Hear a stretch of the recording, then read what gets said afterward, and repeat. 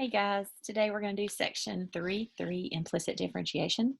Chapter 7 is going to be a lot of differential equations and a lot of implicit differentiation. So this is kind of going to be an introduction to that.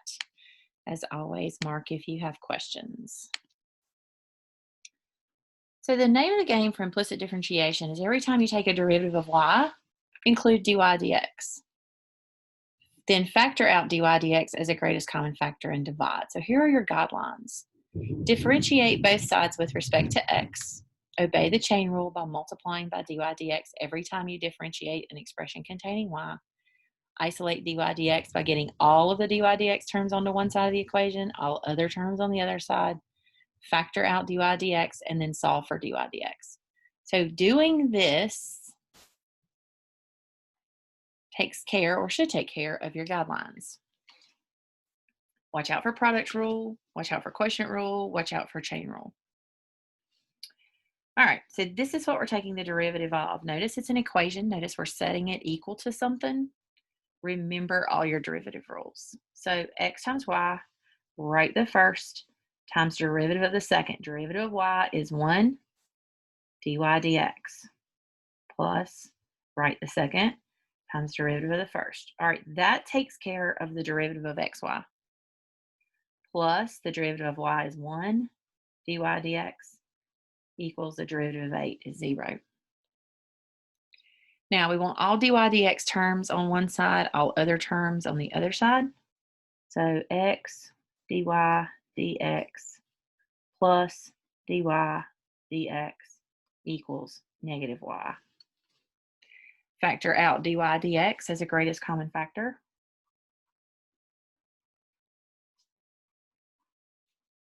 And to solve for dy dx, you divide by x plus 1. Now you plug in 3 for x, 2 for y. So at 3, 2, which is x, y, you get negative 2 over 3 plus 1, negative 2 over 4 is negative 1/2. If you would like to pause the video and try example 2, feel free to do so. Derivative of x is 1 plus, I'm going to put these in brackets because we're dealing with another product rule here. Write the first times derivative of the second plus write the second times derivative of the first minus the derivative of 2y squared is 4y dy dx, and the derivative of 2 is 0. Dy dx terms on one side, everything else to the other side, and then divide.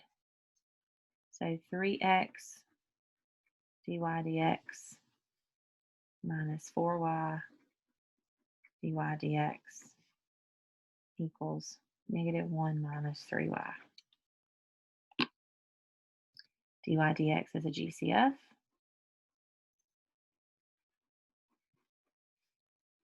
And divide.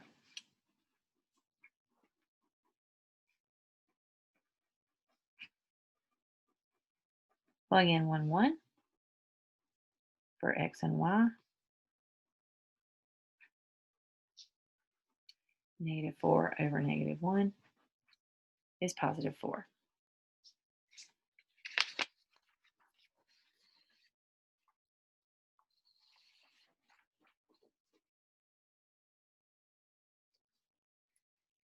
Take the derivative, 3y squared dy dx plus 10y dy dx minus 5 dy dx minus 2x is equal to 0. Now, I'm going to go ahead and take out dy dx and move that non-dy dx to the other side at the same time.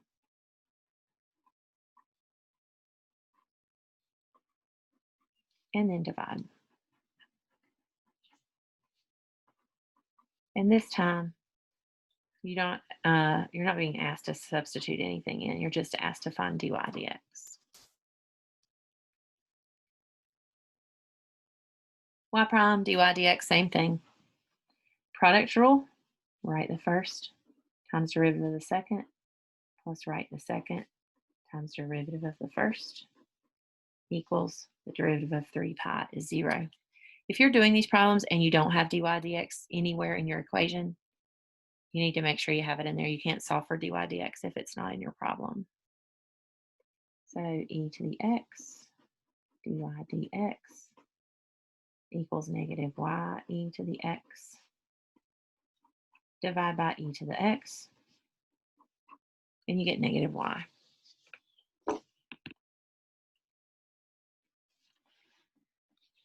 Derivative of cosine is negative sine. Then you have to take the derivative of the angle xy, write the first times derivative of the second, plus write the second times derivative of the first, equals 1 plus 3 dy dx. Remember, you would have to do the distributive property here to get rid of those brackets. So negative x sine xy dy dx minus y sine xy. I'm going to go ahead and bring that 3 over. Negative 3 dy dx equals 1. And then I'm going to take the y sine xy to the other side. Taking out dy dx, I have negative x sine xy minus 3 equals 1 plus y sine xy. And divide. And you get 1 plus y sine xy over negative x sine xy minus 3. I'm going to use a different color for number 6 since I went way into that box.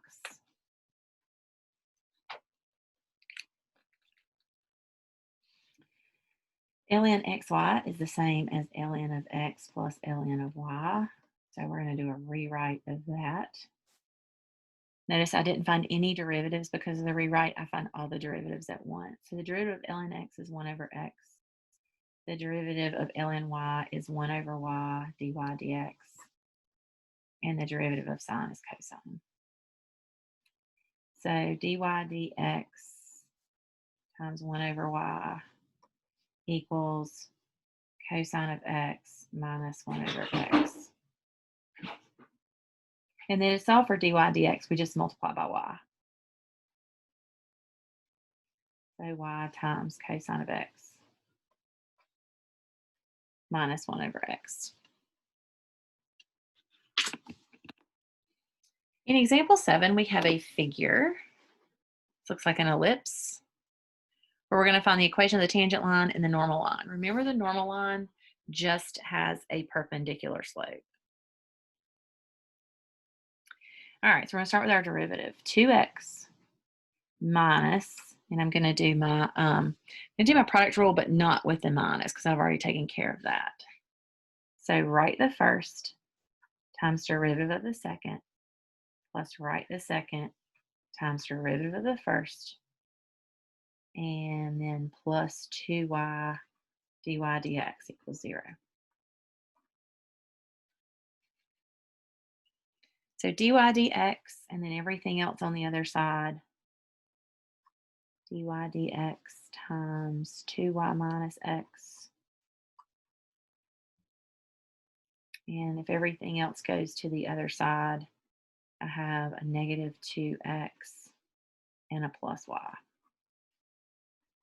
So dy dx is equal to negative 2x plus y over 2y minus x. And then I need to find the slope.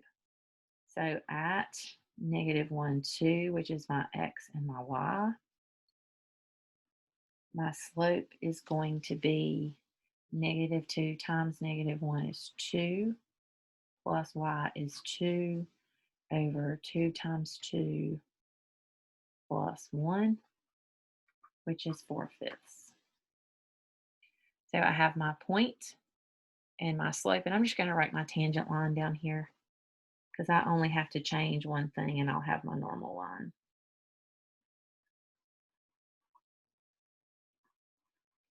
So tangent y equals 4/5. times x plus 1 plus 2.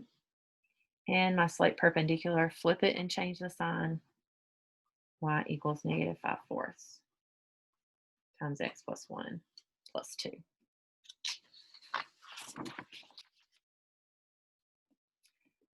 All right, now we're going to look at calculating higher order derivatives, that means 2 and beyond, when dealing with implicit differentiation. So I'm going to use a couple of different colors here just to show you some substitutions to make sure that you can clearly see those. All right, we're finding the second derivative. There's your second derivative notation, and we're going to start by finding the first derivative of cosine of y equals x. So the derivative of cosine is negative sine. The derivative of y is dy dx equal to 1. So dy dx is equal to negative 1 over sine y, which, as we're finding the second derivative, we may want to rewrite that as negative sine y to the negative 1 power. So starting to find the second derivative, bring down minus 1 times the derivative of the inside. So bring down, so positive 1 times the function minus 1 times the derivative of sine times the derivative of y. So your first substitution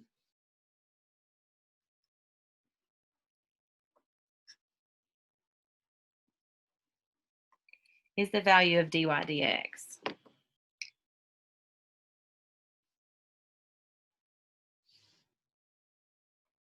And that's going to go here. So times dy dx, which is negative 1 over sine y. Multiplying across, I get negative cosine of y over sine of y cubed. And now we're ready for our second substitution. If you go back to the original problem, cosine of y is equal to x. Here we have negative cosine of y. So if cosine of y equals x, then negative cosine of y would be negative x over sine y cubed. And that is your answer. Now you will be expected to show all of those substitutions. So cosine of y equals x. There's negative cosine of y, and that ends up there. All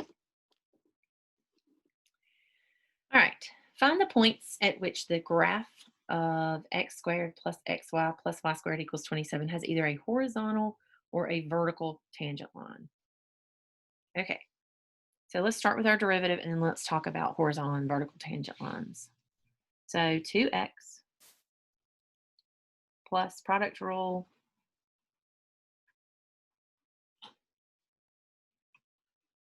we've done that product rule several times, plus 2y dy dx equals 0.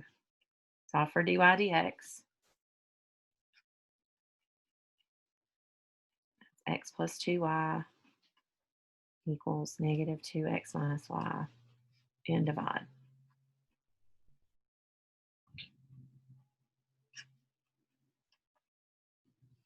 Now, horizontal tangent lines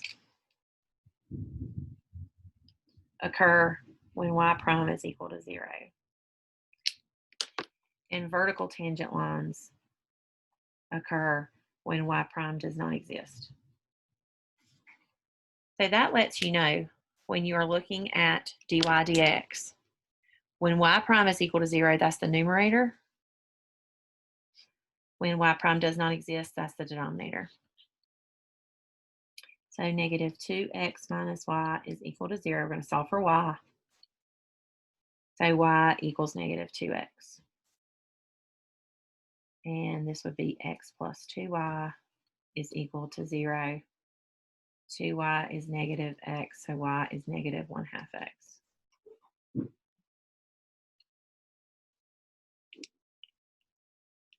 Now, I'm going to just kind of do a little division here. We're going to substitute these values into the original equation.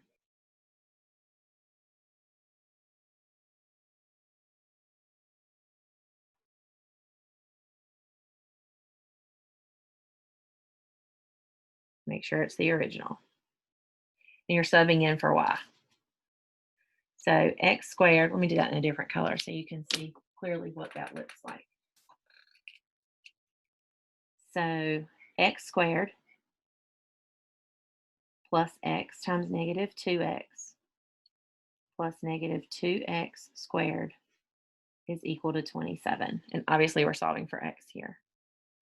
So x squared minus 2x squared plus 4x squared is equal to 27. 5 minus 2 is 3. X squared is 9. So x is plus or minus 3. So those are the x coordinates of our horizontal tangent lines. And then we'll just look here at our graph to find the y coordinates. Now we're going to sub y equals negative 1/2 x into the original.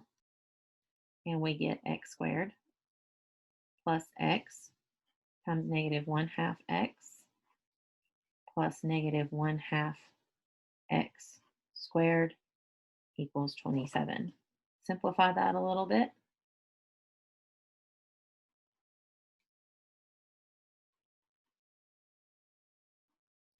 One fourth plus 1 minus 1/2 is going to be 3/4 x squared equals 27. Multiply by 4/3, and x squared is 36. So x is plus or minus 6. Now we're going to find our points for our horizontal tangent lines and our vertical tangent lines. Horizontal tangent lines occur at 3 and negative 3. Vertical tangent lines are at 6 and negative 6. So we just need to find them on our graph and fill in our y coordinates. So it looks like 3, 1, 2, 3, 4, 5, 6. There's 1. So 3, negative 6. And then negative 3, 1, 2, 3, 4, 5, 6. And then for 6, 1, 2, 3, negative 3, and then negative 6, positive 3. So there are your answers.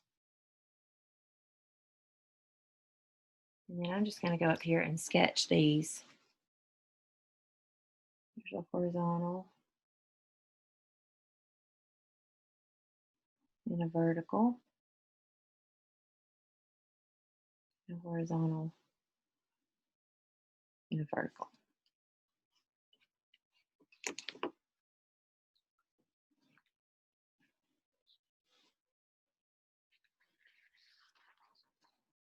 All right, guys, this is the end of section 3. As always, let me know if you guys have any questions.